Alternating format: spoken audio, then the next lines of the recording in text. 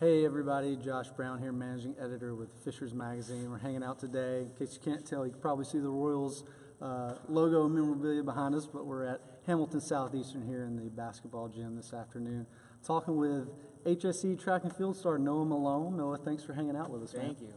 So Noah, if you haven't heard his story, it's very unique. It's pretty unique, especially for you. I mean, it's an interesting time coming for this, but track and field star here at HSE, you've set some records, but an interesting wrinkle in your story that most people maybe don't know about is that you're actually legally blind, right? Yep.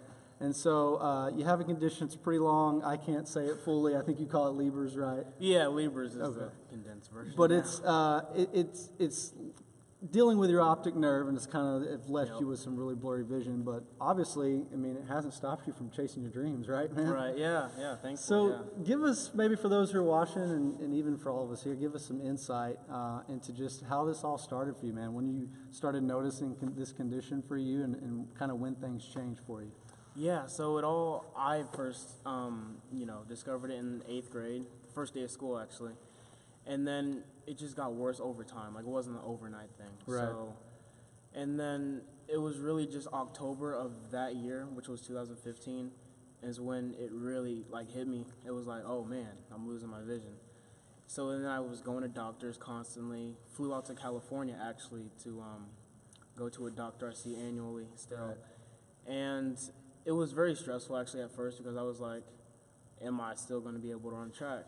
And then once the track season came around, coaches and everything, we changed the workouts and changed just how I train. Yeah.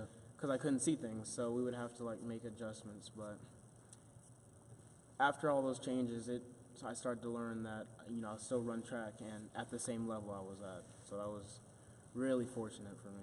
Right, and obviously a big change for you, right? I mean, yeah. Like you said, it wasn't fully overnight. It was a little bit of a process, but I imagine when these things start happening, in your mind you're thinking, okay, I probably just need to go to the eye doctor, get it checked out, maybe get some contacts or glasses, and I'll be good to go. But obviously for you, it was a little bit more than that, right? What was it like for you how did reality set in for you that, okay, my vision's changed for good, and I've got to kind of figure out how to live with this, right? Yeah, really, actually, so we went to the eye center at Target at first. Yeah. And then, nobody in the family thought it was anything serious. We went to the Target Eye Center. They tried to evaluate me. And then my vision was, so bad that they couldn't even do anything. So they sent us to the IU Eye Center downtown. And then that's when it really hit me. It was like, oh, this is, more than just contacts. This is more than glasses. So at that moment, it kind of hit me that it's a condition, not just, oh, you need glasses. So, I mean, really, it was the first couple of days it hit me hard.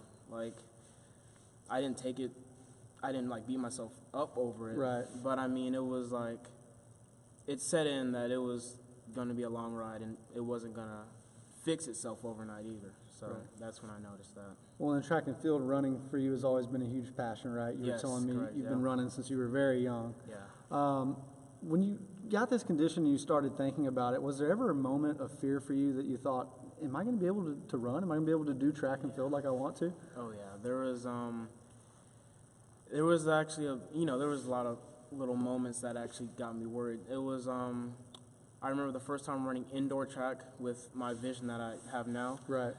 I was running around the track doing a 200, and I stepped on starting blocks, a set of starting blocks, and fractured my ankle because I couldn't see it. Right. I was finishing the race, stepped on it, and then fractured my ankle. And that was the first situation that it made me realize, oh gosh, this is going to be harder than I thought it would be. So I mean, but it was great in a way because it was every situation that was negative, it made me realize slow down, be careful, be more aware. So nothing like that has happened since because I just know, you're basically blind, so be careful and slow down. So it's helped me though. It has helped me. Well, and it's been a big learning curve, training process for you, right? I mean, you've really maybe even give people some insight that are listening that think, well, how do you have a track star who's legally blind? What does that process look like? What for you has been probably the biggest, maybe even the most difficult changes you've had to make in your routine as far as workouts, as far as even in the middle of track meets and your competitions? Right.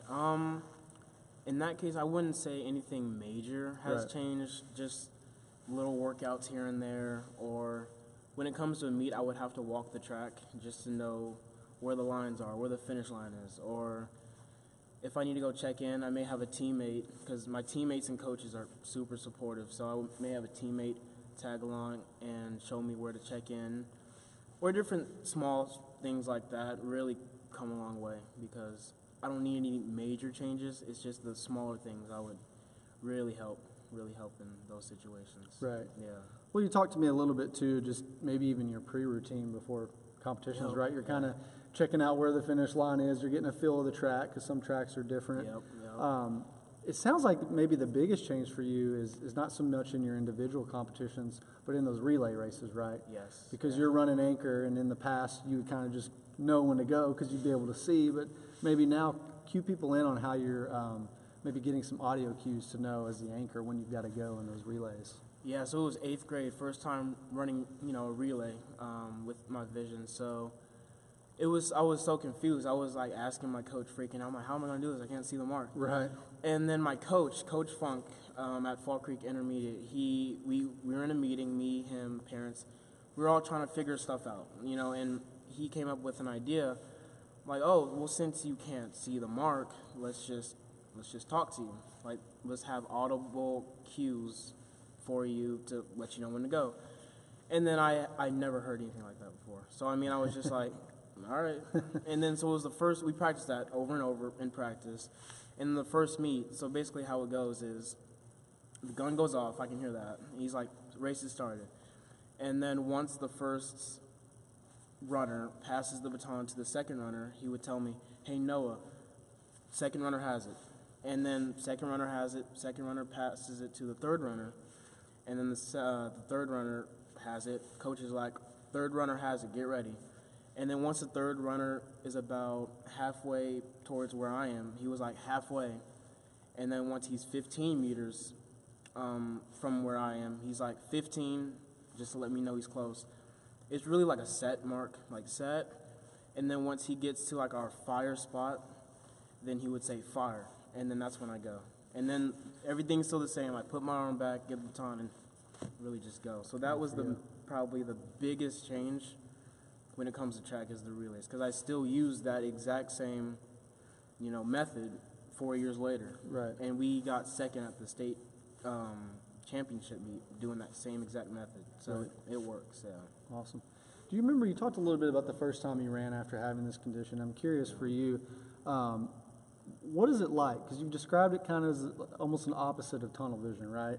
But when you're out there on the track, what is it like for you being able to stay in the lanes, being able as far as peripherally how you see? Is everything blurry? Is it more of what's to your side, just beside you? What does it kind of look like when you're out there for you? Well, when I'm out there, for example, when I'm on the starting line, I can really only see about maybe 10 feet in front of me, if that. And that's when I'm looking straight at somebody or something. Sure. So, yeah, it's blurry when I'm looking at something, but I have peripheral vision, and I can see like the lines because I'm not looking at them, and I can see the finish line when I'm running up to it. So that's how it goes. It's only blurry when I'm looking directly at something. Right. Yeah. Right. Well, fast forward to today. You haven't only just continued running and this passion that you enjoy, but you've excelled at it in some major ways.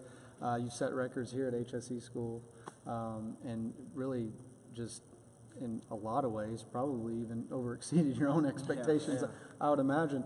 When you look at the success you run into today, especially this past year, you were telling me, what, 1/10 of a second away from winning a state championship in the 100. You're very close. For you, what does all these accomplishments mean to you to be able to look back on how you started in junior high when this settled in for you to where you're at today? Yeah, it does mean like a whole lot to me because, like I said earlier, I didn't know if I could still compete at that level where I was. So it still meant a lot, knowing for myself that, I can still run, and not only run, but just run at a great level. So that really was the most important thing for me because, like, at one point, I didn't know if I could run track at all. So it was really important to me for that. Awesome. And then here recently, you've had an opportunity to kind of participate in the Paralympics, right? Yes. With Team USA. You've got a little bit of your swag on here today, Oh, yeah. decked out. But for you, that's a big deal, right? I mean, that to be able to represent your country is huge. But what's that process been like for you, and what's it been like to be able to compete in the Paralympics this year? Oh yeah, that has been a absolute